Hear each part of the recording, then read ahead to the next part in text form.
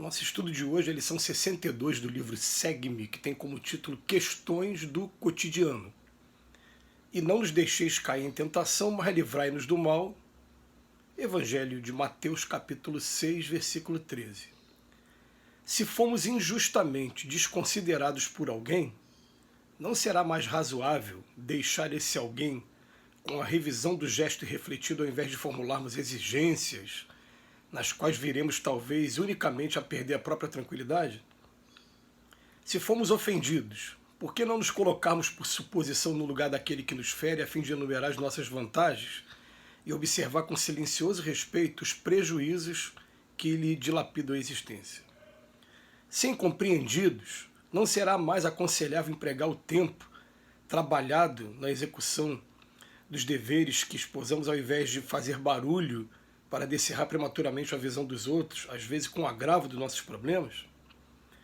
E se criticados em razão dos erros nas quais tenhamos incorrido, por que não nos resignarmos às próprias deficiências, retomando o caminho reto, sem reações e provocações que somente dificultariam a nossa caminhada para frente? Se abatidos na provação ou na enfermidade, por que insurgir-nos contra as circunstâncias temporariamente menos felizes a que nos encadeamos, desprezando as oportunidades de elevação em nosso próprio favor?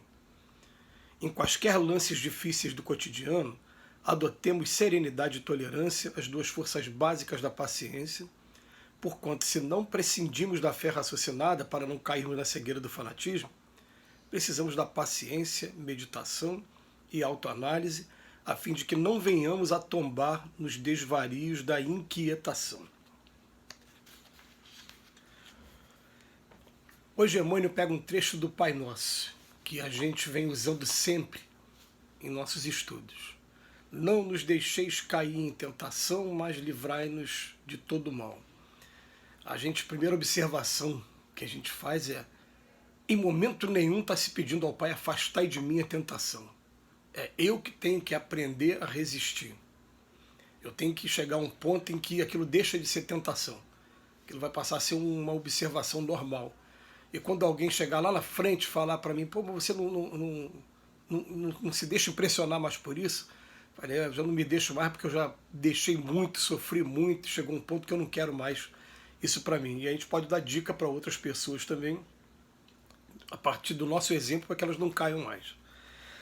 Quando vai falar de tentação, a gente sabe que a gente tem um monte de coisas para corrigir, mas sem dúvida nenhuma os espíritos são unânimes nesse ponto. Tem 3 pontos que são os mais difíceis, porque são os que estão mais enraizados na gente.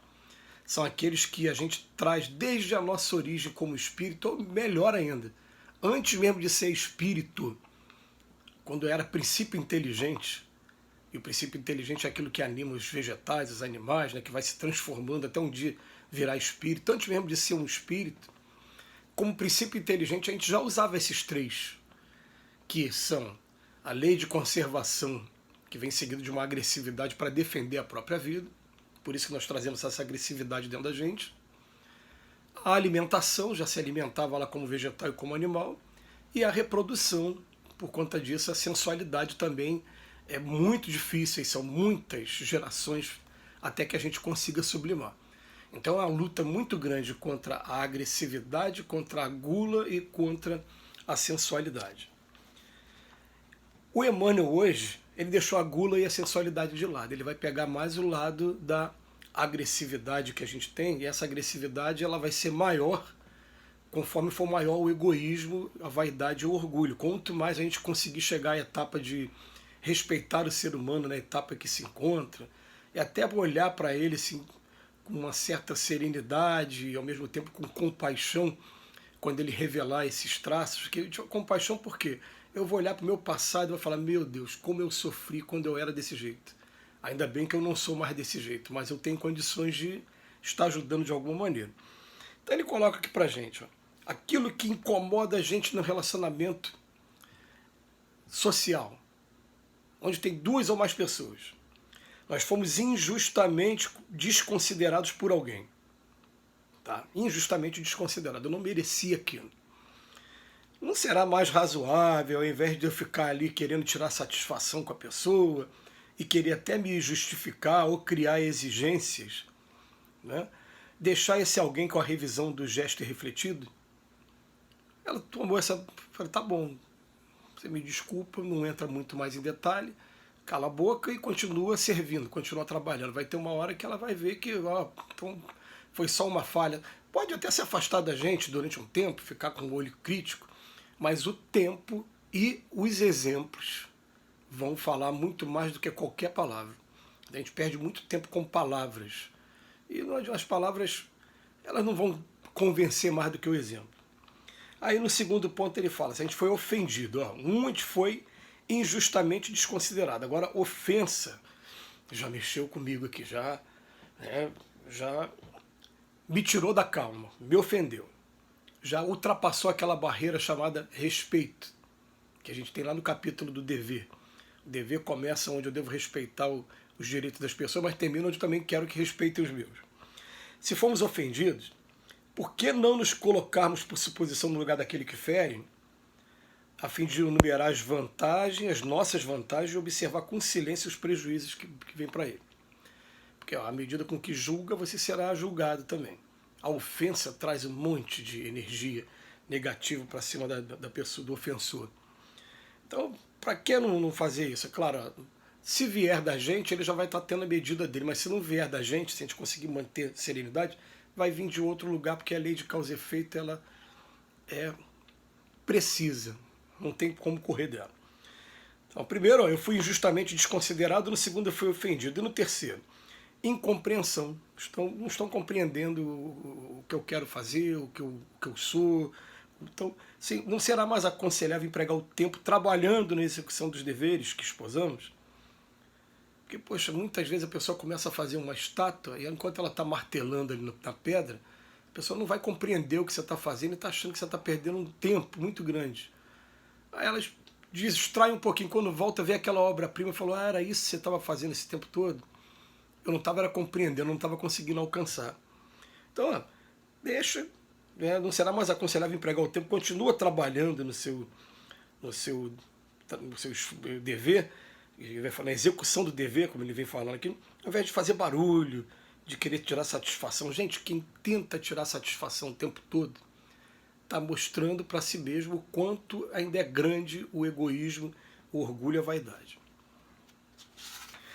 Outro ponto, se criticados, tem gente que não aceita crítica de jeito algum, né? Em razão dos erros que tenhamos incorrido, agora sim, ó. O primeiro, eu fui injustamente, agora não. Agora eu estou criticado por erro que eu cometi mesmo. Tá? Vou botar aqui, ó. Por que não nos resignarmos às próprias deficiências, retomando o caminho reto, sem reações e provocações que somente dificultariam a nossa caminhada para frente? Aqui não vai ter justificativa, aqui você errou mesmo. A gente vai aprendendo com a doutrina do Espírito, errou, assume a responsabilidade do seu erro, esteja preparado para as expiações que vão vir e vamos procurar, desde já, buscar o caminho de reparar o mal que a gente fez. Não tem outro caminho. O caminho é esse. E por fim, eu falo assim, eu estou abatido agora, ou na provação dura, falta de recurso financeiro, perdi meu ente querido, provação dura, ou na enfermidade, na doença. Por que eu vou ficar me insurgindo contra as circunstâncias temporariamente menos felizes, desprezando as oportunidades de elevação em nosso próprio favor? Esse é dificílimo, né? Dificílimo mesmo. Leon Denis, em um dos seus livros, disse que a prova mais dura de todas, que ele considera, Leon Denis, é aquela pessoa que sempre foi muito ativa, laborativa, e de repente vê os seus dias encerrados numa cama sem poder fazer muita coisa. Ele está acostumado a botar energia em movimento e de repente ele se vê privado. É muito difícil. Mas aí o que é que ele fala aqui pra gente? Vamos procurar as oportunidades de elevação em nosso próprio favor. Teremos aí o recurso dos filmes, dos documentários, dos livros, daquilo que os nossos sentidos ainda permitirem. Ou, às vezes, os sentidos não permitem, a gente vai ter que contar com alguém, vai ter que estar, de alguma maneira, pedindo para alguém para fazer, bota o filme e tal, deixa eu ver isso aqui, deixa eu ver. Não tem jeito, não tem jeito. Em qualquer lance difícil do cotidiano, adotemos serenidade e tolerância para desenvolver, principalmente, a paciência, meditação e autoanálise. Que Jesus nos abençoe hoje e sempre.